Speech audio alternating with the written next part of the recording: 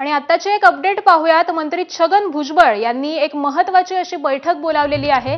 OBC नेते आणि वकिलांची ही बैठक आहे।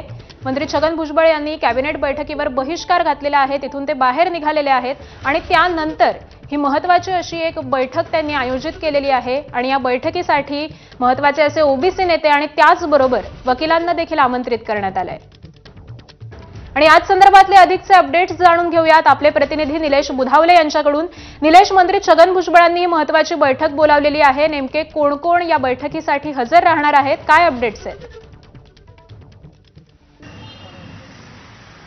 आकांक्षा, मराठा आरक्षण उपसमितीनं काल जो जी आर काढला त्या जी आर वरून नाराजी आता मोठ्या प्रमाणात ओबीसीमध्ये वाढायला लागलेली आहेत। आज थेट मंत्री छगन भुजबळ यांना कॅबिनेट बैठकीवरच बहिष्कार टाकला आणि ते तत्काळ मंत्रालयात सह्याद्री अतिथीगृह इथं निघून आता त्यांचं एमईटी इथलं जे कार्यालय आहे त्या कार्यालयामध्ये पोहोचलेले आहेत। महत्त्वाची ही बाब आहे, आज या कार्यालयामध्ये अनेक महत्त्वाच्या बैठका पार पडणार आहेत। ओबीसी आरक्षणाच्या संदर्भामध्ये ज्या पद्धतीनं राज्य सरकार काही करू पाहतंय, राज्य सरकारनं काही निर्णय घेतलेले आहेत, त्यावर प्रचंड प्रमाणात नाराजी आहे ती या सर्व ओबीसी नेत्यांची आहे आणि त्यामुळेच ओबीसी नेत्यांना यासोबतच ओबीसी आरक्षणासंदर्भात काम करणारी जी वकिलांची फौज आहे छगन भुजबळ किंवा ओबीसी नेत्यांची, त्या सर्वांना एमईटी इथं बोलवण्यात आलेले आहेत आणि त्यांच्यासोबत आज दिवसभर बैठका या ठिकाणी पार पडणार आहेत।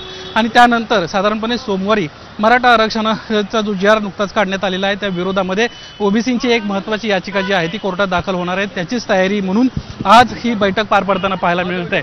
काही वेळातच प्रकाश शेंडगे एमईटी इथं येतील आणि या ठिकाणी छगन भुजबळांची भेट घेतील। काही वेळापूर्वीच त्यांना संवाद देखील त्यांच्याशी साधलेला आहे आणि ज्या पद्धतीनं राज्य सरकार परस्पर निर्णय घेत आहे, ओबीसींना विश्वासात घेत नाहीये आणि त्यामुळेच आमची नाराजी जी आहे ती आहे, अशा पद्धतीची प्रतिक्रिया देखील या ठिकाणी देण्यात आलेली आहे। प्रकाश शेंडगे यांना देखील छगन भुजबळ यांचं अभिनंदन केलेलं आहे। त्यांना घेतलेला जो निर्णय आहे तो योग्य आहे, आम्ही त्यांच्याशी पाठीशी आहोत आणि पूर्णपणे इथून पुढचं सर्व जे नेतृत्व आहे हे त्यांना करावं, आम्ही त्यांच्या खांद्याला खांदा राहून उभे राहणार आहोत, अशा पद्धतीची प्रतिक्रिया देखील दिलेली आहे।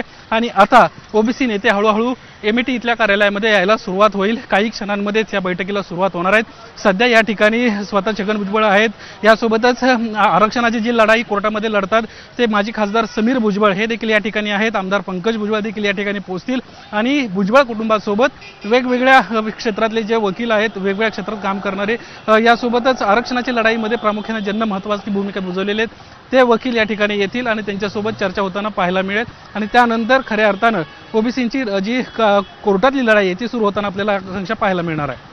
हो, अगदी। त्यामुळे या बैठकीकडे आता सगळ्यांचंच लक्ष लागलेलं आहे। या बैठकीनंतर छगन भुजबळ नेमकी काय भूमिका मांडतात हे देखील पाहणं महत्त्वाचं असणार आहे। धन्यवाद निलेश या माहितीबद्दल।